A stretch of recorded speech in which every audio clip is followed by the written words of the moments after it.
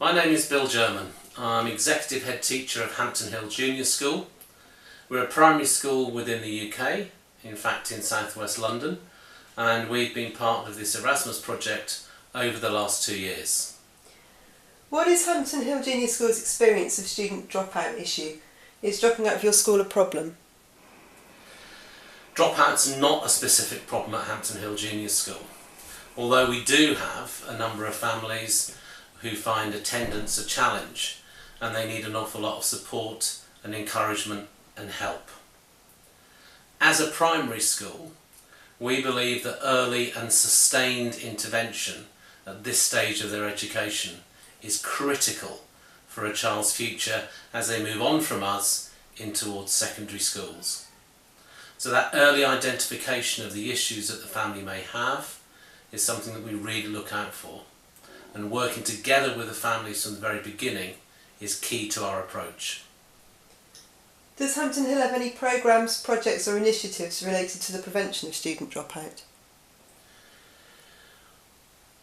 All our staff are involved in monitoring children's attendance, and that's a key part of what we do in terms of monitoring what would be considered to be potential issues regarding dropout for the future.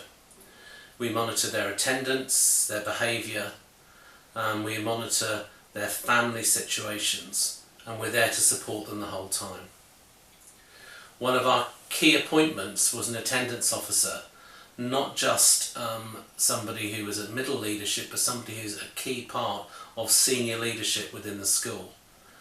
And that person has wide-ranging responsibilities and powers to monitor, to challenge, to support families and the children themselves, and engage with a wide range of external agencies, all of whom could be working with a family.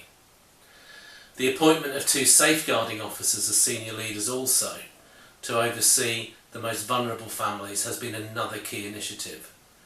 Very often where dropout may be a potential problem for the future at primary, they may well be safeguarding issues. And so again, that early identification of safeguarding problems is critical. And again, that working with a wide range of agencies, social services, medical, police, that team around a child as we would call it, is a really important part of what we do.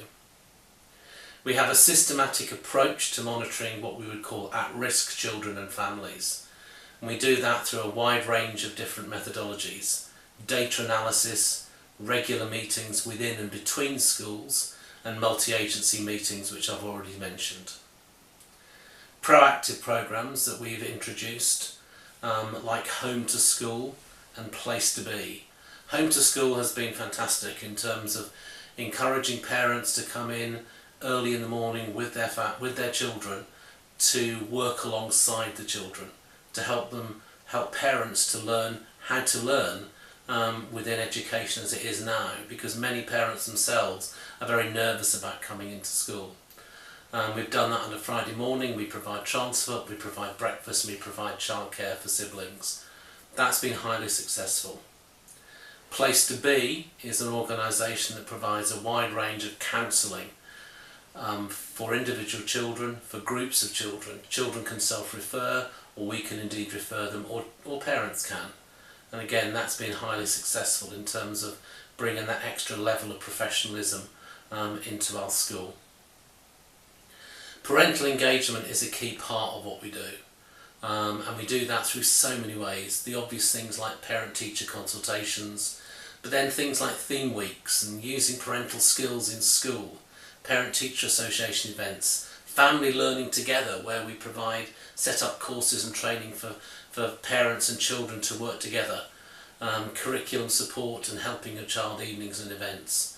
And we really target those most vulnerable families to encourage them and to support them to come along to those events, because we feel that's really important.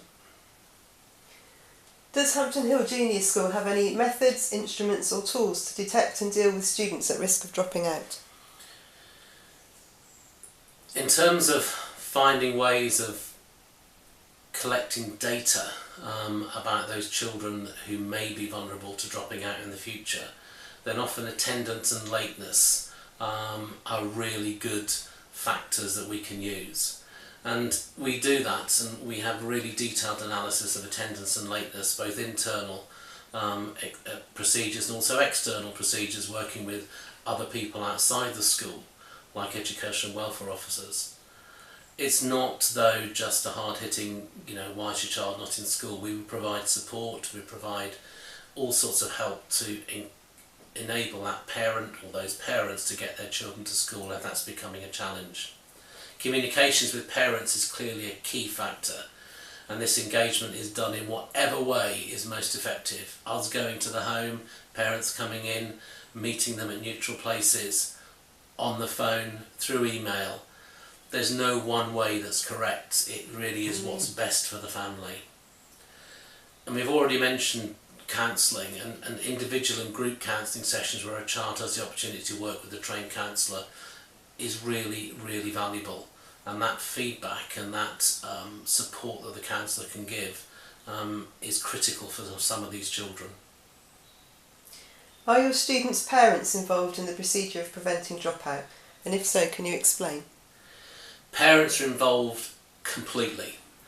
Often, the children who are at most risk of dropout, it may well be that their parents have had a really bad experience of school themselves and find it difficult to engage with school. So it's our responsibility as a school and as teachers and as leaders to reach out to those parents and to engage with them in whatever way we can. It's a pivotal and vital part of our approach. Communications is key, and parental engagement through that wide range of things that I mentioned earlier, in terms of meetings, consultations, fun things, curriculum, supporting your child, all sorts of ways, is what we do.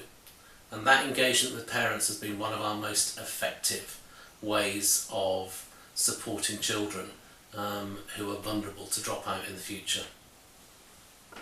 So regarding the different professionals involved in your school, to what extent do you think that you as a manager have the knowledge, skills or competencies to professionally deal with students at risk of dropping out?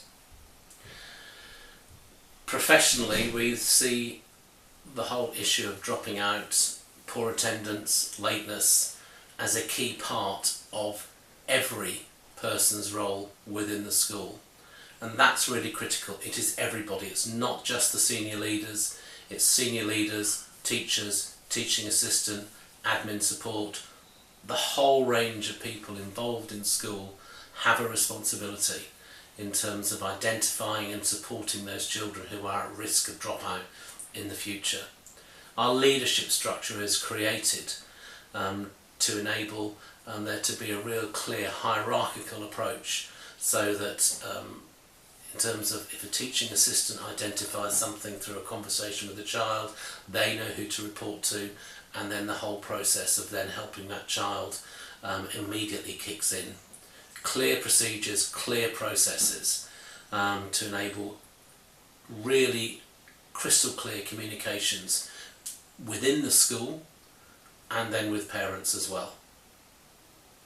So do you give your teachers and teaching assistants specific training into how to identify and deal with children who may be at risk of dropping out? Yeah, and training is a key part of the role that we as senior leaders would have in terms of if you like, tooling all of our staff to be able to support and engage with vulnerable families and vulnerable children. All members of staff will be involved in child protection training, safeguarding training.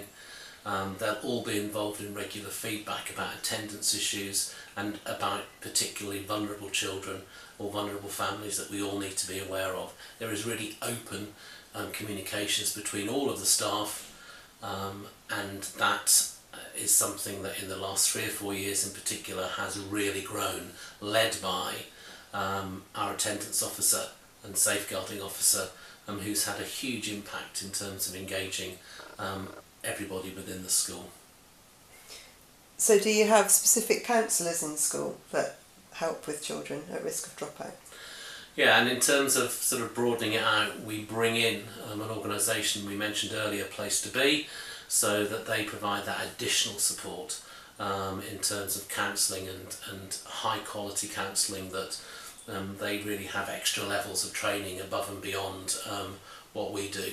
Many of our senior staff have additional qualifications in counselling and child protection and so on, that enables them to support families and children, but sometimes it goes beyond what we ourselves have the skill level in school to be able to support. So overall, we put together a really strong package of support and help for families and for young people, from when they first come into our school, indeed before they even reach our school. So we know when the children come into us at 7, we have already identified with our link infant schools which are the families and which are the children who are potentially at risk at 3, 4, 5, 6 years old. And that early identification, we believe, is critical, as I said at the start, as the children move forward through junior school, through primary education, into secondary education.